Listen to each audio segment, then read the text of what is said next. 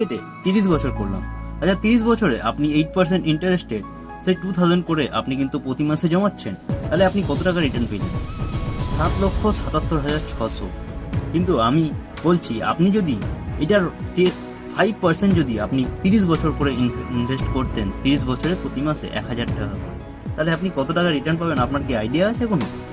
আমি খালি 15% ধরেছি এখানে, এখানে কিন্তু একটা কোম্পানি এর বেশিও আপনাকে প্রোভাইড করছে। আমি 30 বছর, এবার দেখুন একটু অ্যামাউন্টটা দেখলে আপনি হয়তো নিজেও চমকে যেতে পারেন। আপনি 30 বছরে কত টাকা ইনভেস্ট করেছেন? 3,60,000 টাকা। আপনাকে রিটার্ন কত দিচ্ছে কোম্পানি? 70,09,821 টাকা। হয়তো একটু ভাবতে অসুবিধা হচ্ছে, এখানে বিষয়টা কি কাজ করে একটু বলি।